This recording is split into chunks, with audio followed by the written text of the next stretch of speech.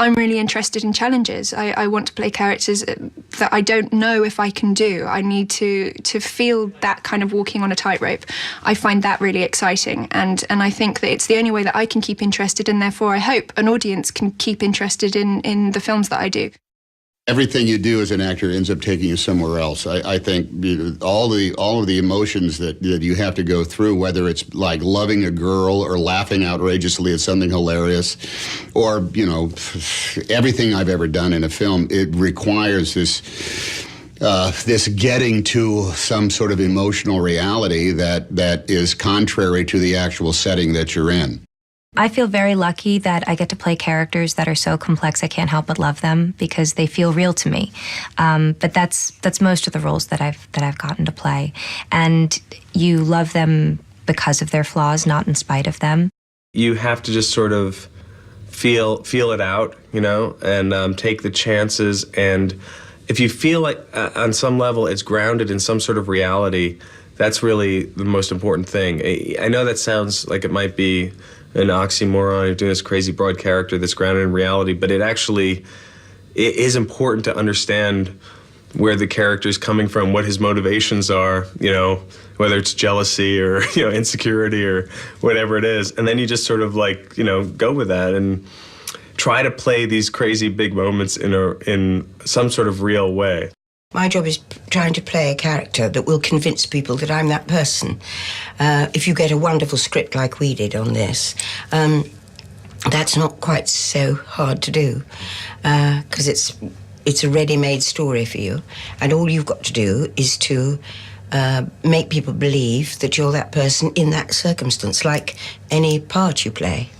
My preparation is always pretty much the same, regardless of whether it's, you know, $150 million film or $1.5 million or whatever it may be. I've got to do a lot of homework, and I've just got to be well equipped when I come onto the floor, and I want to come onto the floor with ideas, and I want to also be well prepared so I have the ability to have a freedom to explore any avenue on the day and have fun. I think it's always really helpful to just incorporate anything that's happening in life into your work. Obviously in a way that makes sense, but you know, I think acknowledging it and sort of threading it into what you're doing is always helpful. Being an actor is the first thing that I remember wanting to do in life. I remember at 14, 15 years old, watching some classic films, spending months and months watching all the great classics, all the great performers of the past, and being so incredibly inspired by them and saying to myself, one day I want to come close to doing something that good. So I think that thirst or that drive to just achieve what I believe is something as good as, you know, those heroes that I have is what continues to make me want to do this. I always get really excited about finding a character that has a really great, strong background to them, you know. And that's not to say that, you know, the girl next door can't be interesting. It's just very often she hasn't been portrayed in that way. And I'd love to see that, you know, because it's such a kind of default thing to just make her kind of cutesy and stuff, but it'd be great if it wasn't that way and if you could really add a backbone to her. And that's what I feel like I've been very lucky with the characters that I've played, that they've kind of come my way, and that it's really just given me something to think about, because you're just going to get lazy otherwise. If you don't have anything to think about, you're just going to get lazy and you're just going to start pulling moves that you know work, you know. Every single character an actor takes on, they need to treat that person as if they were real, in order to feel the correct amount of responsibility for their existence, because your job is to create a real, live, breathing, full, rich, multifaceted, convoluted, complex person, and that's very difficult to do if you don't care about that person. When you get a chance to feel really emotional in something, it's very cathartic. Or you get to be angry, it's great. It's all those emotions that you're not allowed to show in real life. You've got to be sort of in check, and it's beautiful to be able to let rip. So I like if I can move people or make people laugh or anything, it's a joy, and I don't know. I really love it, and I hope I get to do more of it. I get out of the car in the morning and I go, don't run, it looks silly. Just walk to your trailer. Because I love it, and I'm allowed, for whatever reason, to do those movies and do those huge movies which you grew up wanting to do. That's what I grew up when I was 6 years old. That's what I wanted to do, is make big movies.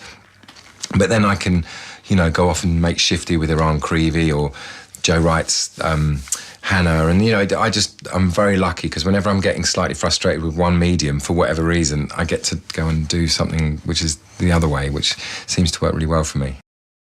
Action movies are, I think, even more fun to make than to watch for me, because I'm involved in them. So the stuff I learn and the stuff I have to do is just incredible. I could never do it in my real life, because it would never come up to that. But I think, yes, it's wonderful. Our body is a wonderful instrument.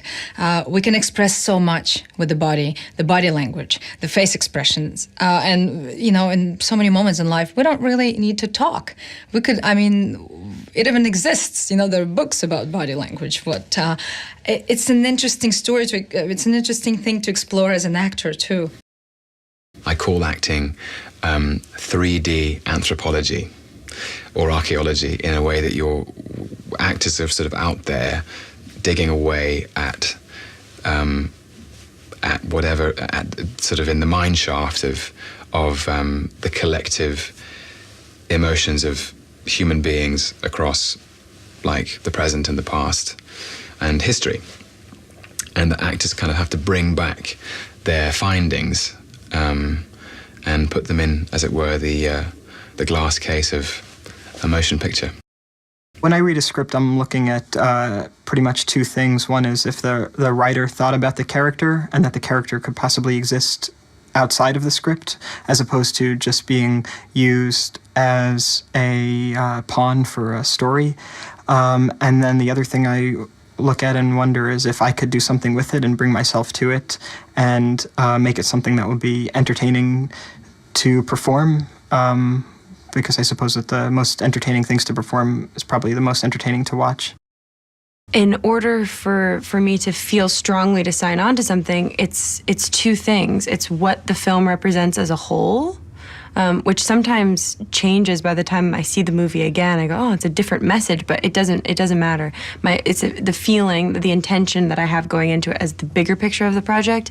And then you have to have, or at least I feel like for me, I have to have some sort of point of view where I feel like I'm the only one that can do this thing with that, with those words and with that, what that represents to me. As an actor, there's a lot of control that we lose and we immediately don't have the moment you start a project. You can do the best, you can give the best of yourself and have done the most amazing research, and then the director takes it into an editing room for 9 months with his editor, and it might be a completely different thing. So if you think about it that way, the actor is the one element in a project that has the least amount of power. Working in the theatre really exercises your kind of acting muscles. That sounds really teachery, but it really, really helps you get kind of quick and direct in finding out what characters are like. And because on films you really don't have the time, and as I was saying earlier, you have to really find very quickly you do 5 takes, and each take should be, I like to do things differently. In fact, it's not that I like to do things differently, I am incapable of doing anything the same way twice, which creates a bit of a problem sometimes, because some directors don't like it, they want exactly the same thing, and I can't really do that. So warning to all directors, if you want the same thing twice, don't hire me. My whole life I've wanted to travel, I've wanted to tell stories, and I'm fortunate. I feel fortunate because I get to do something that I love to do. And to be able to travel the world, and it gives you, it does help as a human being, because you're living in, and as an actor I get to try and understand and learn many different things of life and different trades, and it gives you great perspective on the world, on life, on people. And I don't think you can help but grow as a human being. Yeah, and it's simpler than you think, and it's very hard for actors, and I get caught up in that myself, where you have to do more, do something, and you don't have to do anything, nothing, and you're better off, and it'll work the way people are in life. They don't do anything. They could, I'm talking to you and I'm looking at your expression, and you could have been told that somebody in your family was this or that, some terrible thing. You're still going to have the same look on your face, and that says more, allows the audience to read into it as opposed to you telling them what they should feel. And actors tend at times to try and say they have to give it something, and they don't have to give it anything. So with David, if we're just working and working and doing all these things, you don't have time to think about, well, this or that, or how do I spin it or interpret it. You just have to do it, and it'll take care of itself.